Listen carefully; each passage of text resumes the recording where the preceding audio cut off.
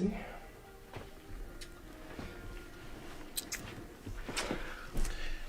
Salut Francis. Salut Mathieu. Comment ça va? Ça va très bien. Toi-même? Merci. Bienvenue chez moi. Oui, c'est chez Mathieu qu'on est en ce moment et ça va être le quartier général d'un projet qu'on est en train de développer ensemble. Alors, je vous souhaite bonne soirée. Les amèches, les femmes, les mères, les pères, les fils et les enfants, si vous n'êtes pas couchés en ce moment, it's fucking weird. You're supposed to be in bed right now.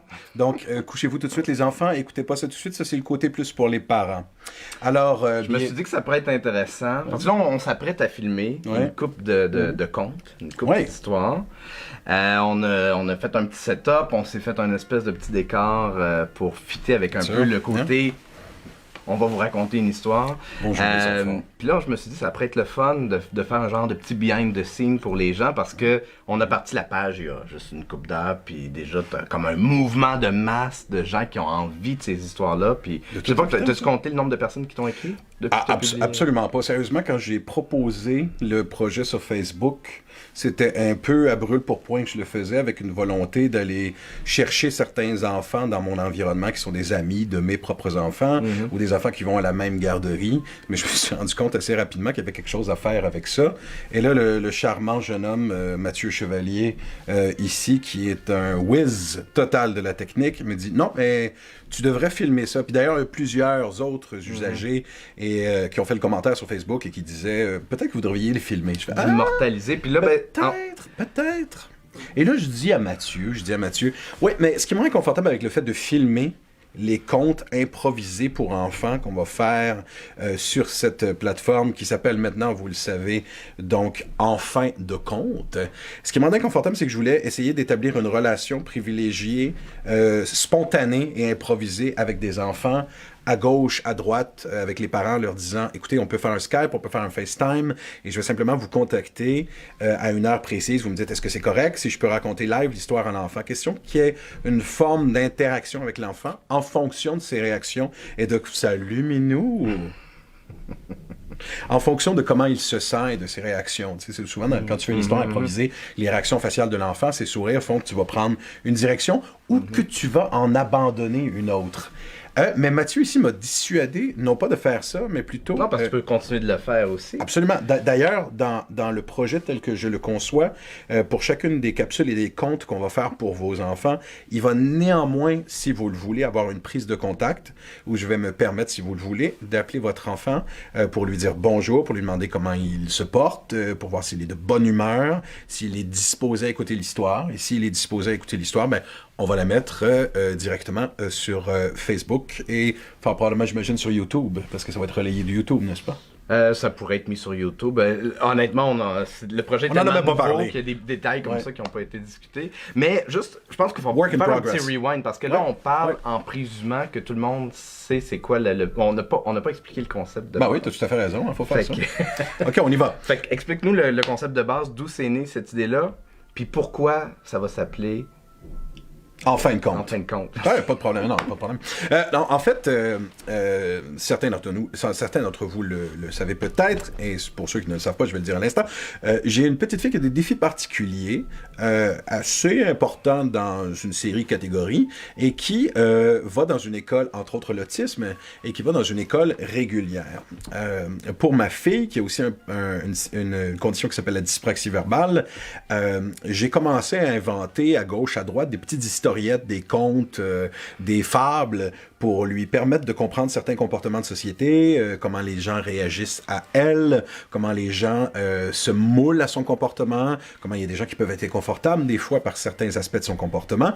Donc ces histoires-là ont servi à familiariser Simone, qui est le nom de ma fille, avec ses propres défis particuliers, mais aussi à la garderie comme à l'école, j'ai pris l'habitude de raconter certaines de ces histoires-là devant des groupes, de sorte à ce que les amis en devenir de ma fille puissent comprendre la nature de ces défis particuliers. Donc, il y a 4 ou 5 histoires que je traîne comme ça et que je modifie, que j'allonge, que j'improvise. Et très souvent, ma tradition est devenue la même, moins quand c'est l'hiver, moi vous dire. Je vais porter ma fille à la garderie à l'avance et je rallie les enfants dans la cour d'école et je raconte des histoires improvisées pour eux autres. C'est vraiment cool. C'est devenu comme une espèce de tradition... assez comique parce que les enfants finissent par s'attrouper dès qu'ils me voient arriver. Et de là, c'est devenu une tradition. Tous les enfants s'assoient par terre et je pars l'histoire. Donc, j'oserais croire que certaines de ces historiettes-là ont permis aux enfants dans la classe de ma fille et aux autres aussi dans d'autres classes qui viennent se joindre à nous de comprendre un peu la différence particulière qu'elle a, mais comment elle peut tout à fait s'adapter au comportement des autres, bien qu'occasionnellement, ça peut causer certaines difficultés. Alors, j'en ai, comme je disais tantôt, 4 ou 5 de ces histoires-là. Et ça me force à improviser, à rajouter des détails, des fois à rajouter des personnages.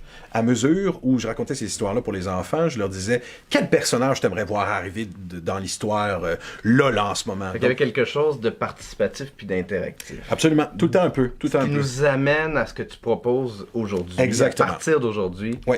C'est quoi? Ben, c'est parce que je pense aux enfants en ce moment, et si c'est comme si c'est chez vous comme chez nous, ça fait bientôt 5 jours qu'on ne sort pas beaucoup, ou à peu près pas, qu'on ne voit à peu près aucun autre des enfants.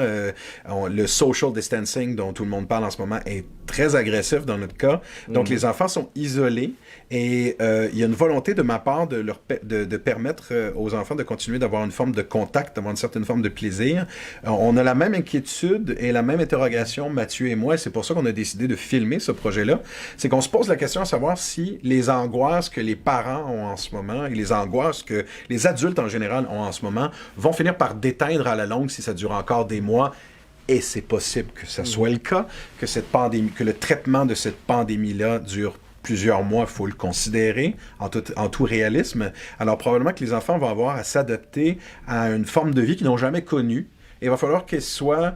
il va falloir que les angoisses soient gérées différemment, enfin, probablement par les parents. Je veux dire, je suis pas psychologue, mais je suis parent de 2 enfants et je me pose tout le temps la question, à savoir, évidemment, si ça va les angoisser, ce qu'ils sont en train de vivre. Et il y a déjà une part d'angoisse. 4 jours plus tard, je la sens déjà, cette angoisse-là. Même nous, comme adultes, tu l'as dit, on n'a jamais vécu ça. Absolument. Ni les enfants, ni nous, ni nos parents. Non. On n'a jamais vécu quelque chose comme ça. On s'enligne pour quelque chose qui risque de durer longtemps puis d'avoir un impact fort. Et comme adultes, la plupart d'entre nous sommes relativement outillés pour dire « Ok, voici, ça va être stressant, ça va être angoissant, ça va être anxiogène. Voici comment je peux prendre soin de ma santé mentale. » Les enfants, eux, évidemment, commencent à développer leur coffre à outils, n'ont pas encore ça. Non, et moi, je trouve pas. que ce que tu proposes a quelque chose... Tu sais, c'est quoi historiquement l'importance de se raconter des histoires? Parce qu'on s'entend que depuis que l'homme est homme, qu'il se raconte des histoires. Puis qu'il y a quelque chose de rassurant, on fait des apprentissages. Ou d'effrayants. Ou d'effrayants. Des mises en garde aussi, plusieurs de ces histoires. Ben, je trouve que ta question est d'une grande validité, Mathieu. Ben, non, en fait... si tu me permets, cette idée-là est émergée j'écris une chronique occasionnellement sur le portail de cinéma, la revue en ligne web qui s'appelle Panorama Cinéma. C'est une chronique qui s'appelle Real Dad avec 2 E pour Real, donc comme une bobine, le père de pellicule. Real Dad, chronique d'un parent cinéphile, où j'interroge les liens particuliers qu'il y a entre la cinéphilie et les enfants. Donc comment un parent va changer, voir sa cinéphilie se modifier en fonction de sa parentalité, qu'est-ce qu'il va écouter avec ses enfants, comment l'analyse qu'il peut avoir d'un film qu'il a écouté maintes et maintes fois va être modifiée et changée en fonction de comment il regarde avec son enfant. Donc c'est une espèce de champ d'interrogation sur comment l'enfant peut évoluer avec l'outil de cinéma. Mais des fois, ça me permet de faire des espèces de petites réflexions à caractère philosophique, cette chronique-là, et plus récemment, je me posais évidemment des questions sur notre environnement, sur notre écologie et sur cette fin du monde qui... Déjà, on rajoute un layer, une couche d'angoisse à une angoisse qui était déjà là. Le caractère anxiogène de ça me dépasse totalement, j'arrive pas à l'évaluer. Et dans cette chronique-là, je m'interrogeais sur le fait qu'il va arriver probablement, on va voir dans l'histoire de l'humanité, un moment où la façon d'évoquer les choses, l'oralité, va peut-être redevenir la source principale de communication. Je pense pas nécessairement à une espèce de no man's land, de wasteland absolu et désertique à la Mad Max où on redevient tous des sauvages et des hommes de la route, mais d'une certaine manière, oui, il est possible éventuellement que toutes ces histoires-là qui nous ont habités, le cinéma, la bande dessinée, la télévision, que ce soit des balbutiements et des souvenirs d'un passé ancestral et reculé. Qu'on retourne à une communication plus orale. Ouais. Mais j'aimerais imaginer qu'éventuellement le film Labyrinthe ou le film Neverending Story ou qu'un film comme La Princesse Bouton d'Or, ces films-là pour enfants qui sont très très très connus, c'est d'imaginer un temps où ce film-là ne se voit plus ou ne se trouve plus. Une humanité où les moyens technologiques sont peut-être plus là, du moins dans certaines classes sociales beaucoup plus défavorisées. Essayons d'imaginer dans une science-fiction improbable que le cinéma, les chefs-d'œuvre du cinéma ne sont accessibles que par une couche de la société qui est riche et qui a des moyens technologiques. Et que les autres vivent dans un environnement où ils ne le peuvent pas. On doit quand même, pour notre bien-être, notre santé mentale, continuer de se nourrir d'histoires, de se raconter des choses. Est-ce que les vieux feraient ça? Est-ce qu'on a perdu contact? Est-ce qu'on est un peu déconnecté ou est-ce qu'on a perdu l'habilité de raconter? Ben, étrangement, alors qu'on est à une époque... Maudite bonne question, Mathieu. Non, he's the man. Mais... Sérieux, tu soulèves une bonne question parce que je trouve que les méthodes pour communiquer les choses sont plus grandes que jamais. Elles diffèrent plus que jamais. On a accès à une pléthore monumentale d'outils pour communiquer, mais j'ai l'impression que d'une certaine façon, effectivement, ça va être toujours le retour à l'oralité qui va primer. L'espèce de rapport d'être assis, de raconter une histoire autour d'une certaine idée circulaire, une certaine idée de feu de camp, effectivement, cette image-là ancestrale, c'est probablement une des premières formes d'art qui a émergé, j'imagine, avec le chant et peut-être avec les peintures, mais même là, c'est probablement assurément la première, parce que si on considère que une des premières émotions humaines à avoir été ressentie, et souvent et longtemps, est fort probablement la peur, je pense que c'est difficile de débattre sur la question, comment on gère la peur, comment on la dilue, comment on l'exacerbe avec l'oralité, avec des histoires. Donc, j'imagine que d'une certaine manière, puis la peur, c'est l'art le plus ancien du monde. Les apprentissages, on apprend bien plus facilement. Si tu dis à un enfant, méfie-toi des étrangers, c'est une chose, mais si tu lui racontes l'histoire du chaperon rouge, il va intégrer des notions de façon indirecte. Puis on est tous programmés, les enfants mais les adultes aussi, on est tous programmés d'apprendre davantage à partir d'histoires qui nous parlent qu'à partir de théories ou Donc, d'où l'importance de, justement, ramener le conte, ramener le fait de se raconter des histoires. Ben, je pense que le conte, la fable, l'histoire improvisée, elle est encore toujours, évidemment, prépondérante dans l'espace public. Mais là, ce qui est intéressant, c'est l'expérience et l'exercice à faire. Là, il n'y a pas de possibilité en ce moment, sauf avec nos propres enfants, de faire ce rapport-là. Mais il est possible de le faire en faisant un saut technologique. Donc, d'essayer d'adapter cette idée-là, de raconter Évidemment, il y a plein de gens qui font ça. C'est pas une idée neuve qu'on a. Mais l'idée intéressante ici, c'est de prendre ce que l'enfant a peut-être un peu envie d'entendre, de lui demander ses personnages, ses éléments, les vilains qu'il a envie d'entendre, parce que c'est effectivement ce qu'on va faire sur cette plateforme, ce qu'on va vous demander. Si vous voulez qu'on raconte un conte, si vous voulez que je raconte un conte à votre enfant, vous pouvez lui demander quels sont les personnages qu'il veut entendre dans l'histoire, quels seront les méchants, s'il veut entendre parler de chocolat, de caramel, de sandwich ou de cerf-volant, c'est son affaire. Vous pouvez noter tout ça. Vous nous écrivez sur la page Facebook et me dites, voilà, mon enfant a envie d'entendre une histoire qui parle de ça. Ok, ça dedans. Le nom de mon enfant, c'est Denis, et il a 42 ans. Est-ce que tu peux raconter l'histoire à Denis, 42 ans? Et nous allons le faire dans une vidéo personnalisée où nous allons nous adresser, où je vais m'adresser personnellement à votre fils Denis, 42 ans, lui disant, cette histoire-là, elle est pour toi, et je la raconte pour toi, c'est mon petit moment Mr. Rogers. D'ailleurs, tu parles de Denis, 42 ans, mais un peu justement comme Tintin, il y a les 7 à 77 ans qui peuvent être interpellés, puis tu as eu beaucoup de commentaires aussi de gens qui disaient on veut des histoires pour adultes aussi, right? Oui, absolument. Il a dit on veut... Fait que là, est-ce que tu vas faire dans le conte, tu parlais d'horreur? Oui. Quels sont les genres que tu pourrais toucher du registre des enfants et du registre des adultes? Moi, je vais être bien franc avec toi, OK? Si on parle aux adultes, si on est en train de s'adresser aux adultes en ce moment, je vais être bien franc avec toi. Si toi, l'adulte, tu veux des histoires et que tu as envie de te faire calisser une chienne, puis là, parce qu'on est entre nous puis les enfants sont couchés, ça va me faire plaisir de t'en improviser des histoires d'horreur. C'est mon dada, l'horreur. J'adore ça. Fait que ça me ferait plaisir de faire un Vincent Price, un Rod Sterling de moi-même et de bâtir ou construire une histoire d'horreur en fonction de ce que tu veux entendre, toi. Si tu permets, je vais juste regarder. Je sais pas si on a des commentaires ou des questions. On n'a pas demandé aux gens s'ils en avaient, remarque, mais on va aller voir si... Vous pouvez commenter. I don't know shit about that. Il n'y a pas de commentaires. Il n'y a pas de commentaires. Bon, regarde, ce que tu veux. Mais si jamais vous avez des questions, ce projet-là, on peut encore faire une couple de minutes avant de terminer. Gênez-vous pas. Mais dès lors, soyez nombreux. Partagez la page nombreusement si vous le voulez également. Peu importe qui est l'enfant en question, je vais répondre à la demande de l'enfant durant toute cette période pandémique, quitte à avoir une bonne centaine de comptes qui font en 10, 15, 20 minutes, totalement improvisés en fonction des éléments que l'enfant veut entendre. D'ici là, je vous souhaite bon courage avec la suite. On vous souhaite bon courage avec la suite. On ne vous quitte pas tout de suite, mais on espère que tout va aller bien dans l'adaptation des paramètres de votre nouvelle vie. Que vous allez trouver votre compte. Pas ici pour donner des leçons de morale, pas ici pour donner des recommandations, je suis à la même place que tout le monde. Mais moi, j'ai remarqué un truc, il y a certainement de l'angoisse dans tout ça, il y a certainement de la tristesse dans tout ça, il y a de la peur dans tout ça. Mais par contre, il y a aussi une possibilité assez riche, non pas de faire du télétravail, parce que c'est de la marde, c'est impossible de faire du télétravail avec des enfants qui hurlent, c'est pas possible, ça se fait, mais ça se fait très piètrement. Donc, peu importe le niveau de télétravail ou de ce que vous allez faire ou des déplacements que vous allez faire, il y a comme une période et un temps exceptionnel pour pouvoir être avec vos enfants.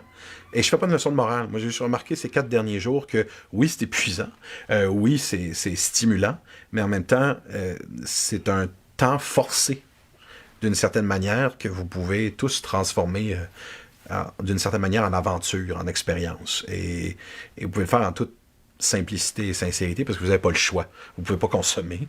Vous ne pouvez pas vous déplacer extensivement. Vous ne pouvez pas appeler des chums.